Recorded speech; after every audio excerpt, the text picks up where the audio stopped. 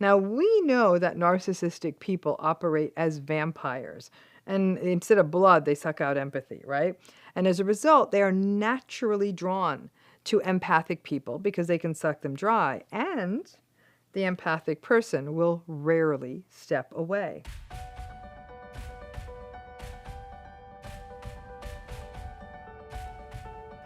But let's talk about this vulnerability that some people have that can really make it risky for them, that they're going to fall into a narcissistic relationship.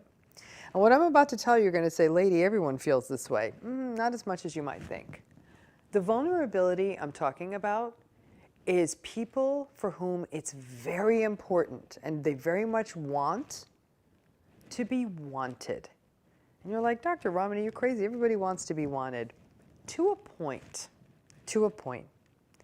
Where this becomes a vulnerability is when that desire, that want to be wanted, is such a powerful draw that it runs the risk of blinding a person to the other things that are happening early in a relationship. So let me tell you what I mean by this. The sense of almost having too much of a desire or a want to be wanted, a desire to be desired, as it were, can be very powerful for people who may not have always gotten consistent regard as kids, or alternatively, kids who almost got too much regard as kids. But what's more common is people who didn't get that consistently as a kid. So they would soak up those moments when they were the focus of attention, of wanting to be wanted, of wanting to be seen. Those singular moments, maybe it was their birthday, maybe it was when they maybe sang in a school play, maybe it was when they were doing something that their parents were so proud of. They hold on to those moments as though they're so precious, and they internalize them. And as adults, they want to feel that magic, that moment when they felt so wanted. That can drive into adulthood almost too much of a need, too much of a want to be wanted or desired. So when it finally comes to a person, it makes it harder for them to notice red flags. Desire is an incredibly powerful thing, and when we know we're desired, when somebody's eyes on us make us feel desired, or somebody's attention on us make us feel desired, it is incredibly, incredibly seductive. And I don't just mean in an intimate relationship. I also mean potentially in a professional relationship. When somebody thinks you're so amazing, and they're like, oh my gosh, you're the smartest person I've ever met, or you're the most creative person I've ever met, or this is the coolest work I've ever seen, we're often like, wow, this is amazing. It's like being reborn. It's going back to that childhood wound of so desperately wanting to be seen. Sometimes it can even happen in other relationships, like friendships. Somebody's like, wow, you're so amazing. You know how to do X or Y better than anyone. I've never met anyone like you. And they're so dazzled by you. We want to dazzle people. It can be really, really overwhelming. But what gets tricky, and what I've seen happen time and time again, that absolutely seductive draw to wanting to be desired, to wanting to be wanted, to wanting to almost be pedestalized, as I put it, like sort of put up on a pedestal, can really, really give us a sort of interesting form of psychological tunnel vision. When we feel so overwhelmingly wanted or desired by someone, it is in some ways like a fantasy. It's an ancient fantasy, the child who desperately wanted to be seen, but it's also an adult fantasy. Who doesn't want that moment of someone looking at them and feeling like the other person believes they just hung the moon, or they're just the most beautiful thing they've ever seen? We want those moments. And the fact of the matter is, it's very healthy. There's nothing more beautiful than being in love with someone and they look at you and they don't see anyone else. It's actually really quite beautiful when you work with someone and you're so vibing with each other that it's almost like the two of you are just completely focused on this goal together and they see all your gifts. It's amazing. The key, though, when you're in that beautiful moment, is to keep your wits about you. Don't get so caught up in it that you're not also critically discerning the other things going on around you. Maybe a classical example of this, a more simple example, could be a heavy sales pitch, right? You go into a place and a person's chit-chatting with you and you're talking to them and they're saying, wow, like you're really cool, like you know a lot about this. But at the end of the day, they're trying to sell you something. I actually recently bought a car. You remember that car thing? I did actually finally do it. And because there was no haggling over the price, the salesperson was still trying to win me over. And I was able to kind of look at him with a twinkle in my eye and say, I'm buying the car, we're good. You know, no need to blow smoke anymore. So I think part of it is when we're getting that full court press, when that sort of heavy, wow, you're so amazing is happening, that we are able to keep our humility and our wits about us so we can pay attention to what else is going on in that moment. You're trying to sell me a car, what else are you trying to sell me at this moment? It's a little bit cynical what I'm suggesting, but you do need to sort of lift the hood and look at what's under it. What's really going on? I have worked with countless numbers of clients. When we do sort of the post-mortem, they're in the worst. I mean, the narcissistic abuse is through the roof, which is why they've attempted to set up an appointment and pay the money and all of that. But I do the post-mortem when we go back to the very beginning. And time again, what many people have told me is that they even thought this person wasn't perfect, and they were like, no, I wasn't even really attracted to them. But boy, were they into me. And it was the fact that that narcissist was originally so into them that almost blinded them. And in fact, they'll even admit it. They're like, they weren't even all that. But how into me they were is what turned my head. And then, because they were so into them, because in some ways it was addressing that childhood wound, wanting to be wanted, wanting to be seen, they would start excusing a lot of the behavior. A very common rookie mistake, and I have to say this is gendered. I've seen more young women make this mistake than young men. But a rookie mistake is when you're in a relatively new relationship and that person is so into you, but they're also a little jealous, curious about exes, wondering about other people noticing you, and they rationalize it as, I am just so into you, like, I can't even see straight, you're so amazing. The idea that these other people, like, I don't want someone else to snatch you away from me. This is beyond a red flag, like, this is a red banner.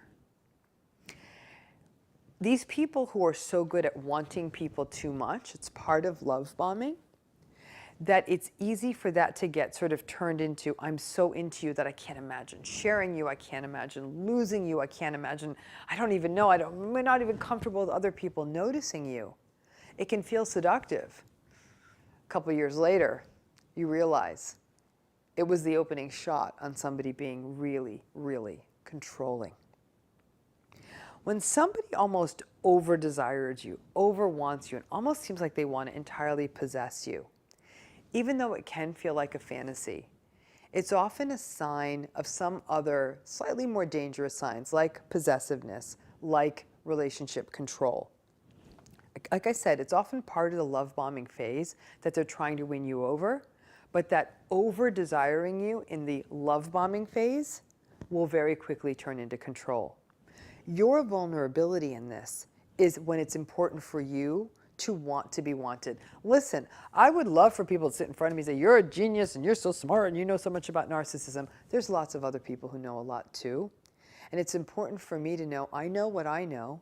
I respect what other people know. I thank goodness that all of us are out here trying to educate people to help them and keep them from more harm.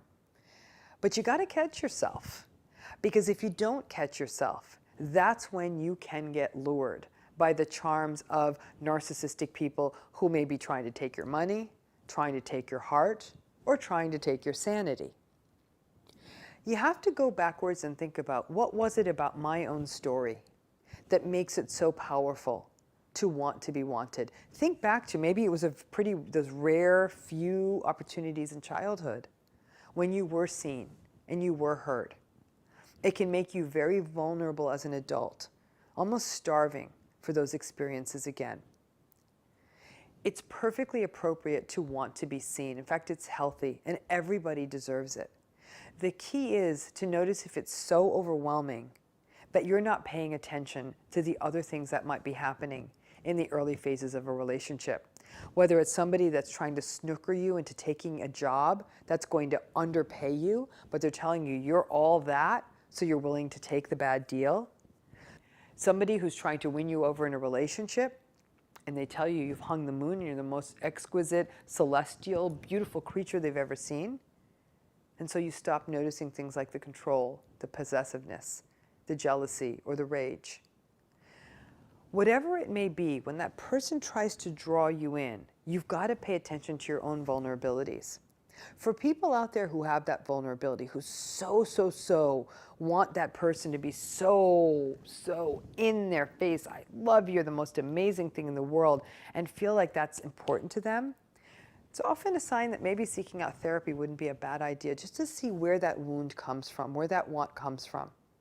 And then finding healthy ways to get it. Being in relationships where it's reciprocal. Someone sees you're wonderful, you see that they're wonderful, but in a healthy way, you can keep the eyes in front and in back of your head aware to make sure that you're not getting lured in on an early wound, but rather because this person sees you accurately, isn't trying to control you, isn't trying to manipulate you, isn't trying to overpower you, but rather truly looks inside of you and sees your beauty inside and out, and sees your worth inside and out. But here's the thing.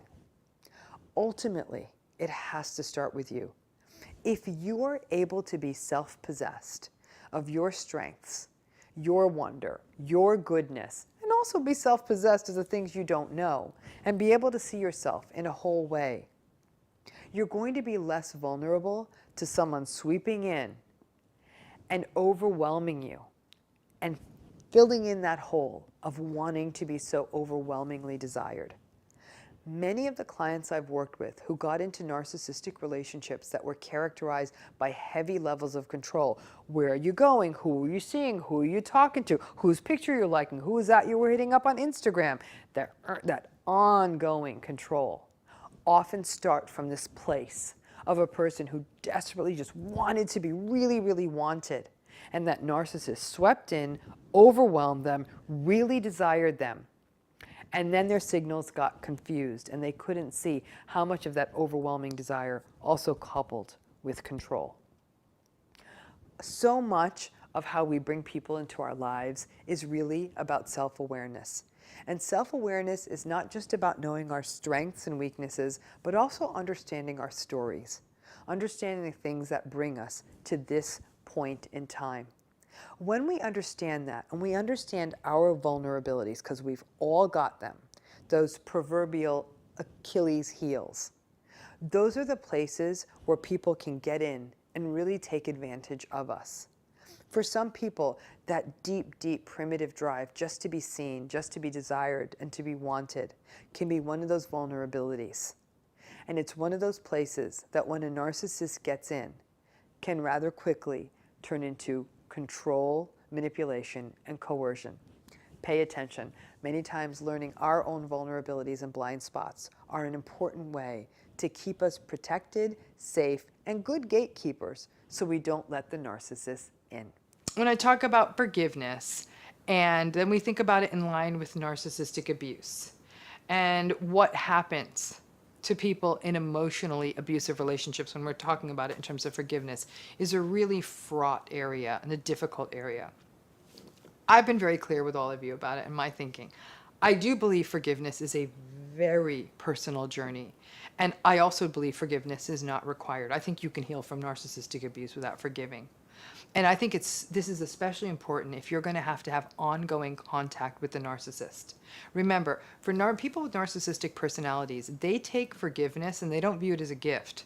They view it as permission to just keep behaving badly because they're like, I'm going to get away with it now. This other person's going to forgive me. They continue behaving in an egocentric manner. They keep doing, seeking out validation and being manipulative and doing all kinds of egocentric things and lacking empathy. And then they apologize later and you forgive. Or if you're with a really malignant, toxic narcissist, they don't apologize. they will just blame you and somehow rationalize what they did, and then they'll just do it again in some different form. It can be soul destroying to keep forgiving someone, to have them, and then you forgive them and they keep repeating their transgressions. It truly is that proverbial seventh circle of hell.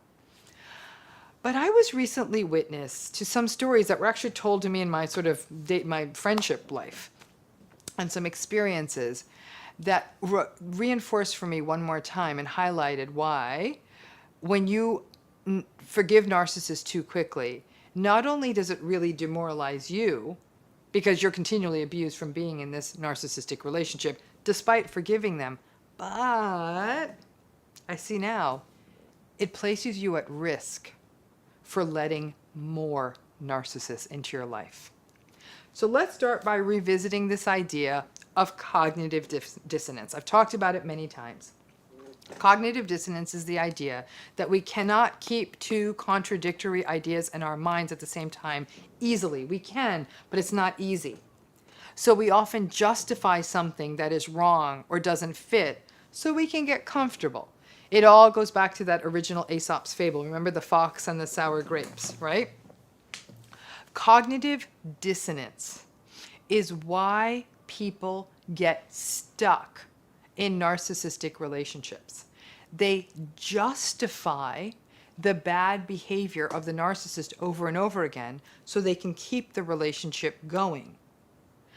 But it goes one step farther. People, not just survivors of narcissistic abuse, but people in general, they do not like to be disillusioned. They don't. Too many people out there want to believe family is good and we should be loyal to our families and love is great and married is great and being married is better than single and love can rescue everything and it's just loyal, good, great. We don't want those lifetime beliefs to be penetrated. And this is a big reason for why many people forgive.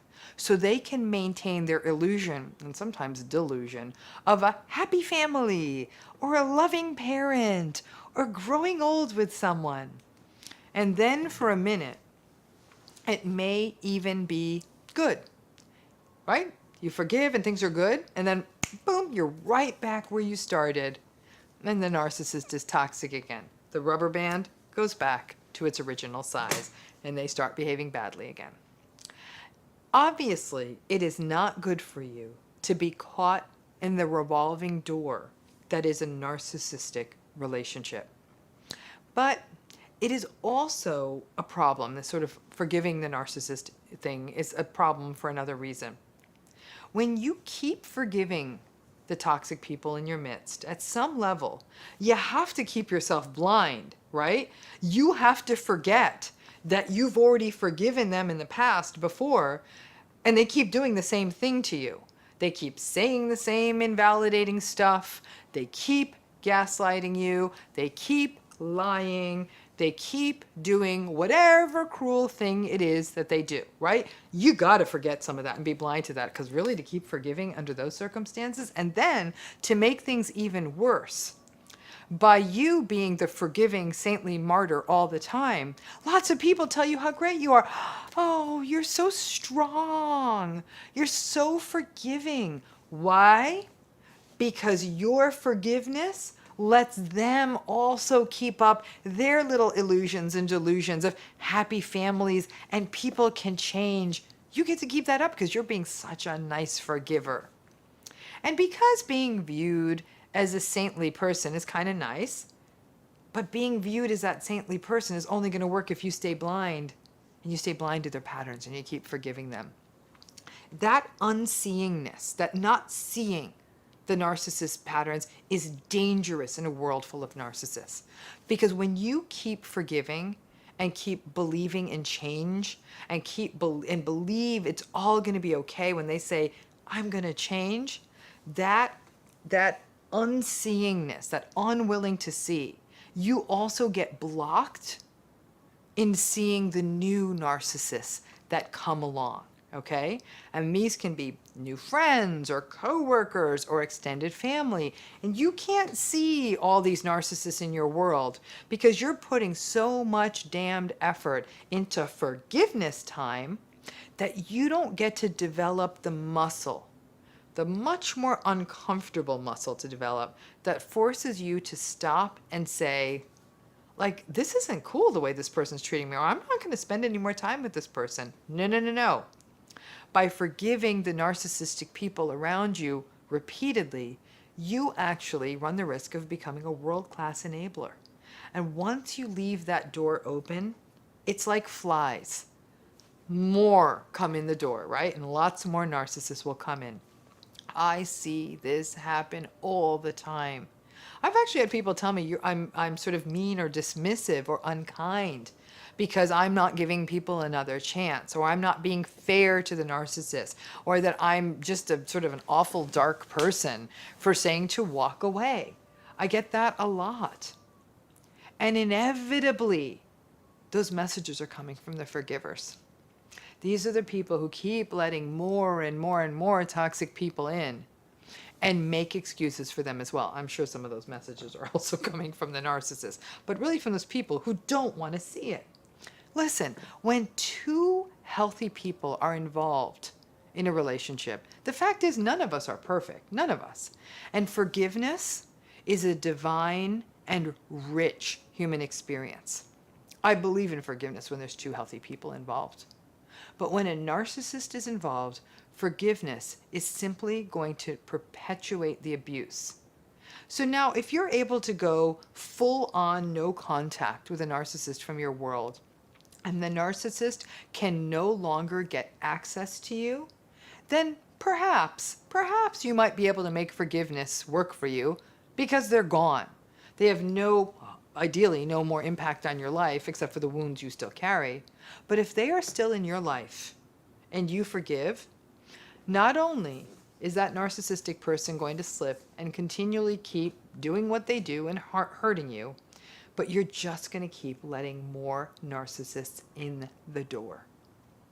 I am always struck by how many people will tell me that they are on their third marriage to a narcissist, or they're with their fourth partner who was a narcissist, or who have multiple friends like this. And I wonder, are they part of this whole forgiveness brigade that is out there? Because otherwise, after this happens to you once, you'd like to think you'd never want it again. I'm not going to sit here and tell you whether or not you want to forgive. That is your personal decision. I can only tell you what the experience of forgiveness is going to look like with a narcissist. But I can also tell you that forgiveness will place you at risk, not only for ongoing harm from the narcissist already in your life, but for letting more and more people with these kinds of personalities in the door. And the more difficult people you are exposed to, the greater the toll will be on your mental and physical health. So keep in mind that you do you forgive narcissists all you want, but it carries risks, and even risks you didn't consider. Not just the ongoing shenanigans of the narcissist you know, but sadly, introducing a lot more narcissists in your life that you didn't know, and not being able to accurately identify the people already in your life who have difficult personalities. I consider it a win when somebody really does the deep dive on narcissistic abuse in their life. They're willing to identify it, set appropriate boundaries, and then they're like, holy cow, this is my sister. This is one of my close friends. This is my colleague. I always wondered why these relationships were exhausting.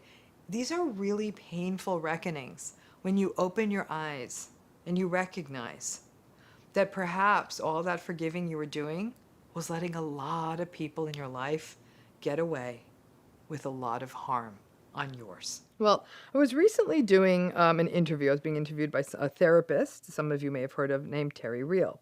And in our conversation, he reminded me of something I had learned about long ago, the concept of empathic reversal, a concept that has been discussed in the family therapy and trauma literature. But this concept of empathic reversal actually has a lot of bearing on understanding what happens to you in a narcissistic relationship as well. So I think it's really important for us to talk about it on this channel. Empathic reversal sort of manifests as when a person who has had suffered trauma or even narcissistic abuse earlier in life, they will give a lot of empathy out to other people, but give themselves almost no empathy. So lots out, none to themselves, right? So what does that look like? People who are caught in empathic reversal will over-empathize with other people, be over-concerned with how other people are feeling, check in on whether other people are doing okay, they will tend to them, and they'll do this empathizing almost to a point of exhaustion, but show no empathy to themselves.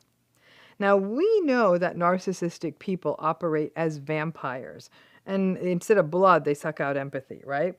And as a result, they are naturally drawn to empathic people because they can suck them dry, and the empathic person will rarely step away. Now, since for so many survivors of narcissistic abuse, it is a lifelong issue that started in childhood, let's start by talking about this from childhood. The child of a narcissistic parent doesn't have much of a choice but to attempt to forge some kind of alliance with their narcissistic parent, no matter how distorted this alliance may be, for no other reason than for the child to protect themselves and get their attachment needs met. The child then will disproportionately pay their empathy forward to the parent, try to be good, helpful, attentive to the parent, aware of the parent, pleasing the parent, and at the same time, be very unempathic to themselves. The child themselves wondering, what am I doing wrong? Maybe I'm not a good kid, blaming themselves. This sets that reversal precedent of lots of empathy out, but almost no empathy back into the self. Being empathic to yourself when you are in a narcissistic relationship, especially as a child, is almost incompatible to the empathy demands that these relationships have. Empathy isn't modeled for the child, and it's also not safe. It's unsafe for the child to be empathic to themselves. The parent will stop that. Then that child grows up, and the empathic reversals persist. The empathic reversal is always a problem because the person is always giving a disproportionate amount of their emotional bandwidth to other people. But if the empathically reversed good person encounters a good person, a kind person, then that good and kind person, then they might be more likely to have the experience of that good, kind person stepping in and offering some care and empathy back, because left to their own devices, that empathically reversed person is only going to put the empathy out. But alas, those empathically reversed people out there often end up in the crosshairs of the narcissist. People who have this tendency towards empathic reversal, they give, and the narcissist takes and takes. And because healing only happens when a person is kind to themselves, this model of empathic reversal all but guarantees that healing will be slowed and blocked, since a person is giving all of their empathy away and have none for themselves, which is essential for healing. The destruction that is part of the narcissistic relationship is observed in their willingness to take all the empathy being offered and not only not offer any back, but the people they most often prey on will not only not have empathy for themselves, but the narcissistic person won't encourage them to have empathy for themselves. People who have this empathic reversal will find it uncomfortable to have empathy for themselves. They won't feel comfortable setting boundaries or saying no. They will sacrifice what they need for the other person because it literally feels more natural. So the work for the person who is prone to empathic reversal is to start slowly getting comfortable with flipping the paradigm and tolerating what it is like to address their own needs. The concept of the empathic reversal helps us understand the empath-narcissist dynamic so much better. It's not as simple as the narcissist having some sort of homing device that allows them to prey on empaths, but rather it is the narcissist's willingness to play on this empathic reversal mechanism. The narcissist's needs get met, and the other person expects nothing and gives themselves nothing, and the narcissist loves that, right? So pay attention to this dynamic. Think about whether you find it naturally easier to give to others. And if you actually might even feel safer when you're the one putting the empathy out rather than having to be empathic to yourself. Because if that is easier, it also stands to reason that you may simply get more naturally pulled into narcissistic relationships.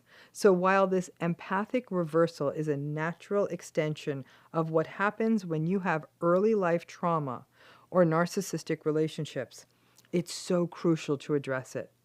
We tend to glorify the people out there who are all give and no take, but that's actually a really bad precedent because it's a setup for being preyed on by narcissists. All healthy things are about balance, and how you hand out empathy, that needs to be about balance too. Lots of us see ourselves as loyal. It's a virtuous state, a healthy state. I would argue it's something we value in people as a quality more than almost any other quality. We value loyalty. Now, of course, just because someone says that they are loyal doesn't mean that they are. Some people who claim to be loyal are anything but, and will proclaim and sell folks on their loyalty while simultaneously stabbing people in the back pretty regularly. Narcissistic people in particular love to consider themselves as loyal, virtuous, morally upright. Hell, they even think of themselves as empathic, right? So that's how much distortion and almost this sort of strange delusionality there can be with this personality style. But this video isn't about them. We already know that in general, narcissistic people are disloyal. But what does loyalty mean to you? For most of us, it's about honoring our word, standing by people we care about, especially at a difficult time, standing up for something or someone we believe in, following through, sticking to a moral code, keeping promises. All stuff we would agree is loyalty. And generally, these are our behaviors, right? The way we show up relates to loyalty. But what about thoughts? Can thoughts be disloyal? I'll give you a simple example. Anyone in a relationship might have experienced this. Simple example might be noticing someone attractive and wondering what it might be like to have a physical dalliance with them, and you're in a relationship with someone else. You don't do it. You don't even communicate about it. You just fantasize about it. Is that disloyal? So that takes us to where a lot of survivors of narcissistic abuse get stuck, which is the thought that if you think someone who is close to you, someone you're supposed to care about or love, a parent, a spouse, or a partner, an adult child, a really dear friend, if you have the thought that they're narcissistic or that they're abusive or that they're never going to change or that they're always going to be a toxic person, is that disloyal? I'm struck by the number of people who believe a thought with no action, a thought can be disloyal. And that right there becomes a real stumbling block to healing. What happens is that folks, maybe even you, may stumble onto a YouTube channel like this, or to an Instagram page, or to a book and think, yikes, I'm reading this, I'm listening to this, I'm watching this, oh, dear old dad, or my wife, or my son, whoever it is, they may be narcissistic. There are all these things, they're awful in their behavior, they're doing all the stuff this person's talking about. Every so often the relationship's okay, but generally they say and do things that have consistently hurt me, and it keeps happening, and nothing I've ever done or said works with them, so you have that thought. Maybe they're narcissistic, and then people will think, oh, no, I'm the bad one. I am a piece of shit for thinking that. How can I have so little faith in someone I'm supposed to love? Maybe I'm the bad-hearted one. Maybe I'm the narcissist. Maybe I'm the rotten person. Now, this is especially bad when you're having these thoughts about family of origin, a parent or a sibling. You're told you're supposed to love them. And when you think this bad thought, a lot of people will feel guilty. And they'll either pivot and blame themselves for being so bad as to think my mom's narcissistic, or they go back into denial or pull out a million justifications like, oh, they can't be narcissistic. They sent me a text on my birthday, that sort of thing. Now, I get it. I understand how people can go there, and this is not easy. I thought about this a lot during the holidays when I do know quite a few narcissistic folks, and I had some decent moments with some of the narcissistic folks in my life, and I tried to receive it as a sunny day, to be my best self with them. But then when it went south again, and it always did, I knew I was right, that they are narcissistic, but it didn't mean I have to be fists up all the time. The radical acceptance is a way to allow us to remain serene enough in the face of their narcissism coming up again. But I also double down on being my best RAMANI, the best I could, with no expectations of reciprocity or that they would do right, even if I did right. I didn't have to lose myself. But I also did have moments where I did wonder, maybe I'm the bitch. Those moments would typically fade pretty fast when their behavior proved me wrong, and they would do something narcissistic again. But even then, I'd have that moment of like, maybe you're getting lost in all your narcissism stuff, RAMANI. I personally, and as a shrink, don't believe that thoughts are disloyal. I think thoughts are a place where we can process stuff, create working models to help us make sense of the world. We can try out a thought, and it may then connect to a feeling. By framing the narcissistic people in our lives, by framing their toxic behavior as unacceptable, and recognizing, sadly, that it is part of a personality, that is who they are, and isn't going to change, it may bring up grief, but it also allows us to maintain realistic expectations. Then we can dig deeper into our authentic selves despite being in the presence of behavior that is not good for us. We can show up as a good version of ourselves for ourselves and not because we think it will change them. It's a process, but this loyalty barrier can really block people from getting to radical acceptance and then subsequently healing. It's okay to have the thought that a parent's behavior disgusts you, or that a sibling is horrifying to listen to, or that you wish you never had to spend another minute with a narcissistic family member, or that you hope that your narcissistic adult child moves away and falls out of touch. It's okay. It doesn't make you disloyal to have these thoughts. It makes you human and, frankly, honest and aware. Being honest with yourself is a key first step to healing, and having a feeling or having an experience within you doesn't make you disloyal.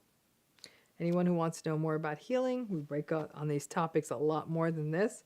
Go check out the link in the video notes. Until then, remember, your thoughts are your thoughts, a place to try new stuff out that doesn't affect anyone else. When it jumps the lines into behavior, it's a different conversation. Thanks again.